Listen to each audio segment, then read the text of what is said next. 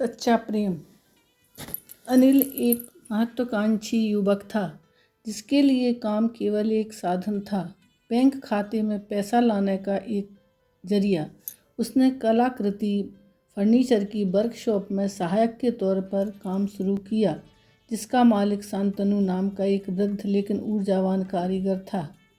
अनिल हर सुबह वर्कशॉप में आता, घड़ी देखता और शाम होने का इंतज़ार करता। उसके लिए काम करना एक बोझ था। लकड़ी काटना, घिसाई करना, औजारों की धूल साफ करना, यह सब थकाऊ और नीरस था।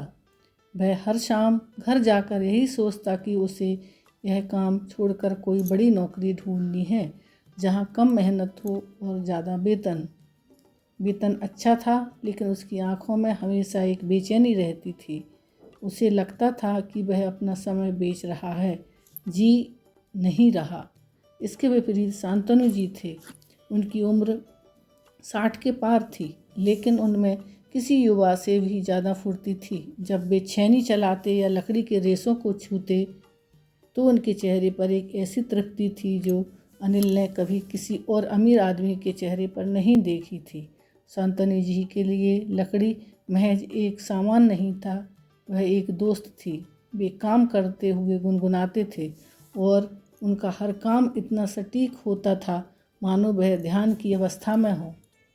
एक दिन वर्कशॉप में एक बड़ा ऑर्डर आया, एक खास डिजाइनर कुर्सी, जिस पर शांतनु जी ने कई दिनों तक मेहनत की थी। डिलीवरी से ठीक एक दिन पहले अनिल जी की जरा सी लापरवाही से कुर्सी ज़मीन पर गिरी और उसकी एक नक्काशीदार टांग टूट गई। अनिल के होश उड़ गए। उसे लगा शांतनु जी अब क्रोधित होंगे, उस पर चिल्लाएंगे और शायद उसे नौकरी से निकाल देंगे। शांतनु जी तुरंत नीचे झुके। उन्होंने टूटी हुई लकड़ी को उठाया, उसे अपनी हथेली में रखा और अनिल की ओर देखकर केवल मुस्कुराए। शांतनु जी ने शांत स्वर में कहा, घबराओ मत बेटा, यह तो हो जाता है। फिर उन्होंने अनिल को देखा और बोले, तुम क्यों इतना परेशान हो? क्या तुम्हें लग रहा है कि तुम्हारा वेतन कट जाएगा या काम बढ़ गया है? अनिल जी ने दबी आवाज में हाँ कहा। शांतनु जी ने टूटी हुई टांग को मेज पर रखते हुए कहा, देखो, काम करना एक अवसर है और यह अवसर हमें हर दिन मिलता है। हम कुछ नया रचें, कुछ बेहतर करें, लेकिन इसे बोझ मानकर करने से ना तुम्हें आनंद मिलेगा और ना ही तुम्हारा काम सर्वश्रेष्ठ होगा। यह टूटना मेरे लिए एक नई चुनौती है, एक नया अवसर है कि इसे और मजबूत और सुंदर बना सकूं। शांतनु जी ने पूरी रात उस कुर्सी पर काम किया।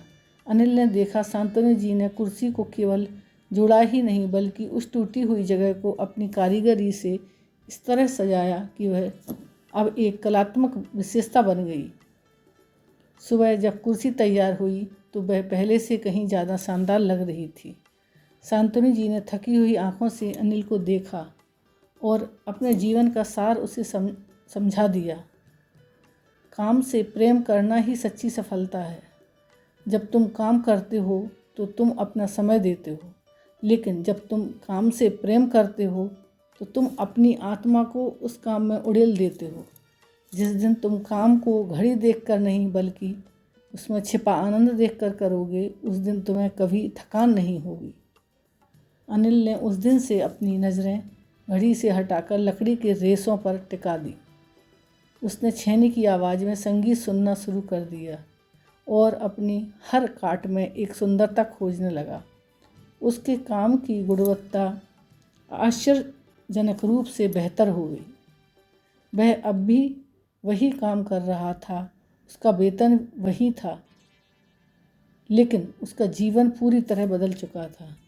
अनिल ने महसूस किया कि उसने बड़ी नौकरी नहीं पाई, लेकिन उसने सच्ची सफलता पा ली थी। वह सफलता जो मन की शांति और अपने काम के प्रति गहरे प्रेम से उपजती है। वह समझ गया था कि काम करना एक अवसर है और काम से प्रेम करना सच्ची सफलता। Thank you.